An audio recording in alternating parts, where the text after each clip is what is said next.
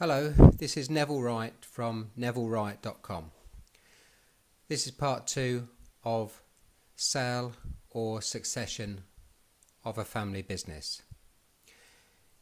In part 1, I discussed how we set up a family business and took it through to the start of a retail business that ended up selling for 70 million to Morrison's supermarket. Well, I'd got to the point of we had obtained premises and we had decided what to do. The business sold prams, cots and toys and clothes, and we'd started this in 1974 on a shoestring, really, second-hand goods it was. And it was a business started by accident because originally my wife wanted an office, and she said she wouldn't have enough time. No, she would have enough time to do the bookwork for another business that we'd got, and she said I'll have spare time. That's what it was. So therefore we started up a business selling baby products that we knew nothing about, really. So second hand was the only products we could get hold of for the first couple of months, and gradually we found where to buy new goods. Reps started to come into the shop, and after a few months we stopped selling second-hand goods and did only new. Well, a year went by. Marilyn had put about 50-60 hours a week into the shop, and I'd put about 20 hours a week into the shop. I was also working on a building business, and we came to the conclusion that it was no good, because at the end of the year we hadn't taken any money out. We'd lived on the property maintenance side of the business, and we'd got about £1,500 worth of stock more after the first year than when we started. So £30 a week, really. That was it, and we didn't see any money. So we decided we would sell the business, and there was a gentleman who'd come over from Uganda at the time. He was a teacher and worked across the road from us in the school, and he said he would have it. And I don't know how much we decided to sell the business for, but I think it was in the region of about £8,000, something like that, with the stock. And the stock was, I don't know, £3,000. And it had cost, the premises had cost us £3,400, and we'd spent possibly £1,000 on doing it up. So it was covering our costs. So on the Friday, when I was supposed to go to the solicitors and sign, we had a rep come in, and he used to come in every Friday, and his name was Carl Davis, and he had a business selling pedigree prams to pram shops. Obviously it would be a pram shop, wouldn't it? But that's what he did, and he had a market stall, what he had on a Saturday. So he used to come in, sell us some prams, and buy goods from us, which probably we couldn't sell. So he would take the things off our hands for less than what we paid for them. But he was a nice chap, and he had the gift of the gab. Anyway, there we were, and we was talking to him, and I said, well, Carl, it's been nice knowing you. We won't be seeing you next week. And he said, why? And I said, well, because we're selling the shop, and I'm in another hour, I'm going to sign the contracts to sell the shop. And he said, why are you doing this? And I said, because we're not making any money, and we're working so hard and spending so much time, and we've made nothing. And with that, I mean, I was a skinny 24-year-old, and he was a big man. He was.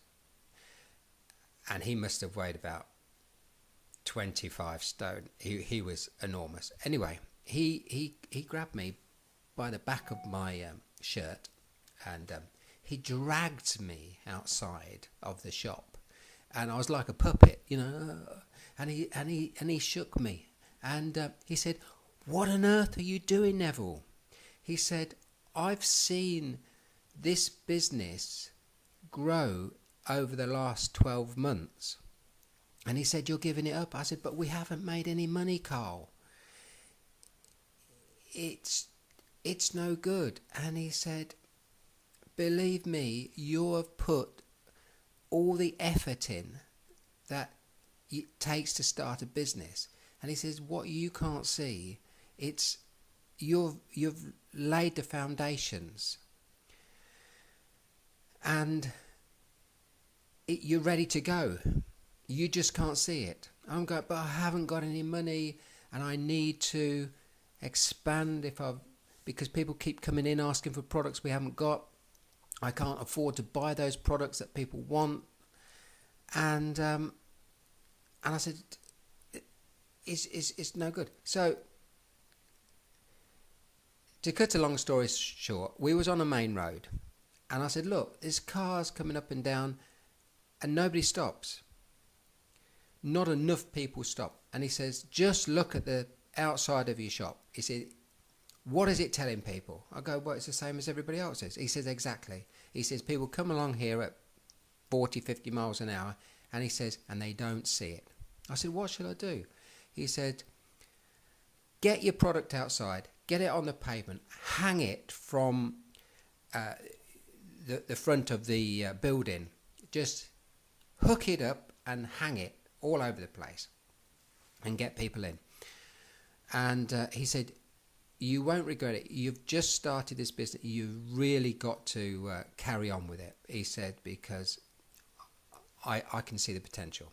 So with that, I walked inside and I said to Marilyn, hey, we're not selling the business. And she goes, what do you mean we're not selling it? We discussed this, over and over and over again for the last couple of months. And I said, we're not selling it. I said, can I have some money and for a few pounds? And I'm going over to the DIY shop, which was across the road.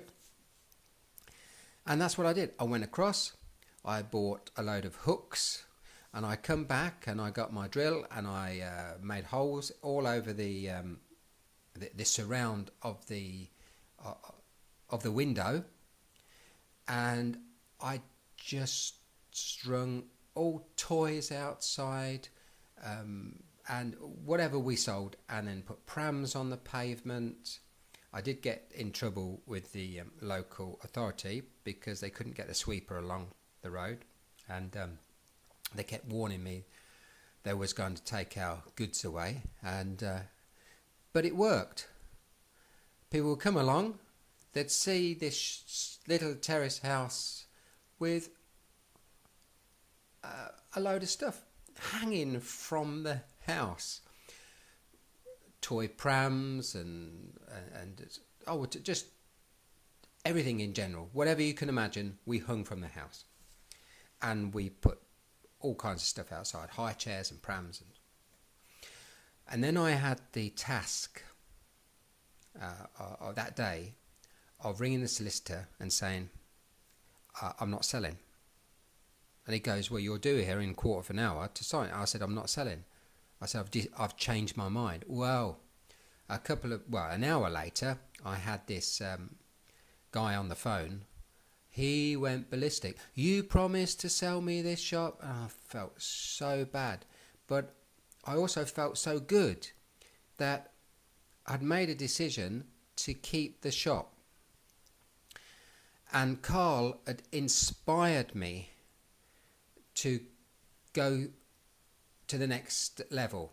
And he'd inspired me to stop there and to really put some effort in. I thought I had put some effort in, but I hadn't put the effort in compared to what I was going to, because Carl Davis inspired me. And if it wasn't for him, I don't know where we would have been. Well, we certainly wouldn't be in the retail business. So I apologised to the guy. I said, I'm very sorry, but that's the way it is. You could have pulled out, and I could pull out. That's it. So we no more to do. We got on with it, and the business started picking up, and it picked up so much that we needed more stock. We hadn't got the money for more stock, even though the money was coming in, and we could start to take pennies out. It wasn't any real money, but we come to a point. Then a few months later, what do we do? And an estate agent who sold us their property, we went to see him, and we said, we've got to do something, and we don't really know how to do it. And he said, because I said, I think we need to sell this shop and get another one, because I need some money to put into stock. And he says, no, don't do that. Now, this is the first bit of leveraging that we ever did. And I've got another video about leveraging, which I'm doing a series on that, but I'll include this as well. And he said, I can find an investor who will buy your shop, you stop in there and you pay him the rent. And I'd never heard of that before. I go, why would somebody want to buy my premises and then not use it? It was just alien. I couldn't understand it. And he says, well, they don't want to run a shop, but what they want to do, they've got some money to spare and they want an income, more than they would get in the bank. I still couldn't understand it, but I said, okay, fair enough. How much can I get? And the chap says, the estate agent said, £8,000. And I go, you're going to give me £8,000 and I'm not even going to move out the premises? It's still my premises. He says, no, it's not your premises, it's your business. And that's what you've got to understand. You've got a business that you're running from there, and that's what will make you the money. The premises won't make you the money. It's the business that will. Anyway, I must have been a bit thick because it took a long time to sink in. So I said, okay, so I spent 3,400 plus 1,000 on it, 4,400, and now you're going to give me 8,000. This was only like 18 months later. And what do I have to give you? And he said, oh, it's 20-year lease and £20 a week, £1,000 a year. Right? I've got to give you £20 a week. Is that all? And you're going to give me £8,000 in cash? And he goes, yes. Fine. To me, then, it was a no-brainer. Oh, sorry about this. Marilyn had put about 50, 60 hours a week into the shop, and I'd put about 20 hours a week into the shop. I was also working on a building business, and we came to the conclusion that it was no good, because at the end of the year we hadn't taken any money out. We'd lived on the property maintenance side of the business, and we'd got about £1,500 worth of stock, more than goods it was. And it was a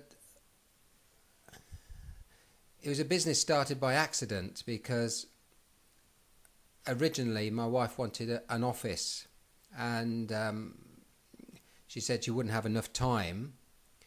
No, she would have enough time to do the bookwork for another business that we'd got, and she said I'll have spare time. That's what it was.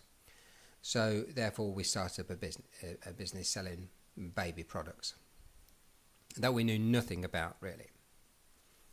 So secondhand was the only products we could get hold of for the first couple of months. And gradually we found where to buy new goods. Reps started to come into the shop, and after a few months we stopped selling second-hand goods and did only new. Well, a year went by. Selling for 70 million to Morrison's supermarket. Well, I'd got to the point of we had obtained premises and we had decided what to do. The business sold prams, cots and toys and clothes, and we'd started this in 1974 on a shoestring, really, second hand. Hello, this is Neville Wright from NevilleWright.com. This is part 2 of Sale or Succession of a Family Business. In part 1, I discussed how we set up a family business and took it through to the start of a retail business that ended up